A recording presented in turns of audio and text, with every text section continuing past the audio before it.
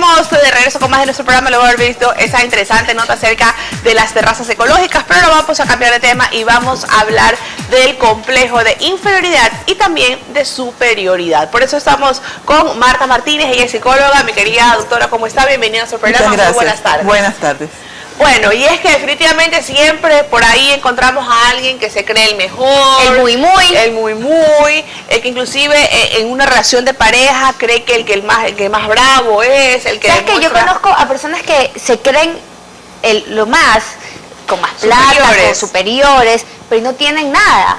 O sea, es cuestión de aparentar. ¿De dónde viene este complejo, teniendo o no teniendo? Porque uno puede tener sangre y alguien puede ser machista, pero ¿y si de repente...? A ver, primero veamos qué es un complejo. Okay. Un complejo es algo que se forma en tu infancia. Tu referente de quién tú eres te lo dan primero los adultos.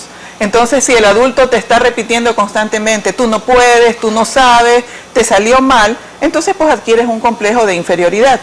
Cuando vas creciendo son tus compañeros quienes afianzan o no ese complejo. Entonces un complejo es un concepto que tú tienes en el que tú tienes una creencia y esa creencia te hace actuar de alguna manera. Ahora bien, esta creencia que nosotros tenemos puede ser muy evidente, es decir, me siento menos que las otras personas, por lo tanto cuando alguien habla yo me quedo callado, cuando alguien dice algo me siento menos y no opino. En ese complejo de inferioridad, pues, no se ve a simple vista, sencillamente soy el típico callado que no dice nada. Ahorita con eso que estaba comentando me hace acuerdo a las clases de los niños, que de repente tienen miedo de alzar la mano y decir algo porque lo achacan, porque dan una respuesta equivocada. Ahora, ese silencioso o ese que no alza la mano en clases, pues es un complejo de inferioridad evidente. Pero hay el complejo de inferioridad que no es evidente, que es el de aquella persona que casualmente porque se siente menos quiere demostrarle a los demás que es más. Entonces cuando una persona, tú le dices, se cree el muy o el muy superior, es casualmente, se siente tan poca cosa que necesita demostrar que vale más. Es una persona insegura. Es insegura, tiene complejo de inferioridad. Entonces, ¿cuál es el problema? Que cuando tenemos complejos, nuestras acciones y nuestra forma de interactuar es negativa. Entonces, el que se cree la gran cosa, pues le cae mal a todo el mundo. El que se cree menos, pues te da pena, lo invita, tienes compasión. Claro, pero justamente el que tiene ese complejo de inferioridad es el que busca victimizarse, tal vez. Llamar la atención. Una de las formas en que tú puedes captar que alguien tiene complejo de inferioridad o que se siente menos, es aquella persona que le echa la culpa a los demás de todo lo que le pasa. Y ahí hay una parte clave en las parejas. El que le echa la culpa al otro, por tu culpa yo soy así, por tu culpa me pongo enojado, ese tiene complejo de inferioridad. ¿Por qué? Porque cree que los otros manejan su existencia y porque lo que los otros hacen me afectan, yo soy de X, Y o Z manera.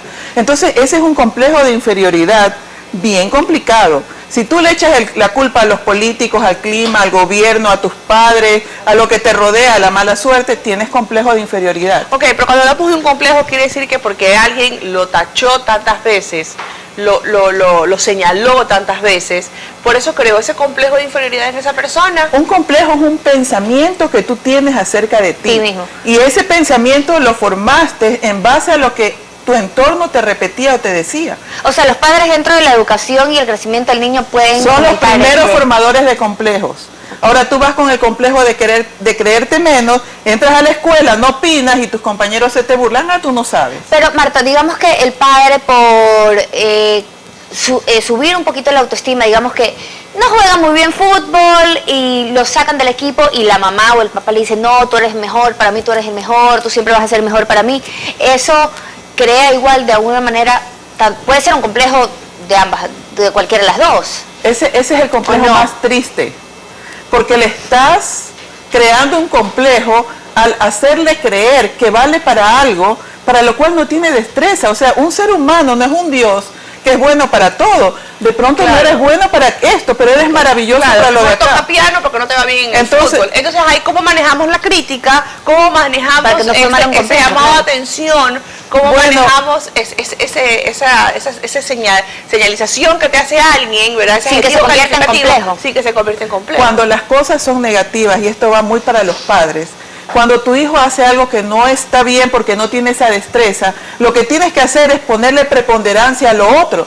Es decir, mi amor, mira, el fútbol es maravilloso y todo, pero tú pintas más lindo, entonces metámonos a pintar más lindo. Sin palabras negativas. Claro, todo enfocando siempre hacia lo positivo, diciéndole a él que hace bien, porque todos hacemos bien algo. Claro. Incluso escuchar. No todas las personas tienen el don de escuchar. Sí, no. Entonces crees que porque hablas bonito, entonces eres algo bueno. Cuando de pronto tener el don de escuchar, también para eso eres bueno. Entonces es centrar en que cada ser humano es bueno para lo que es, no para lo que los padres pretenden que sea. Gracias, es Marta. Es importantísimo pues lo que hemos escuchado el día de hoy, más que nada pues en la educación, que es lo principal que nosotros le damos a nuestros hijos, y no solamente a los padres, sino también en el colegio, no como dice la nena, señalarlo, sino más bien realzando las cosas que hacen bien. Con esto nos vamos a un corte y regresamos con más aquí en el programa.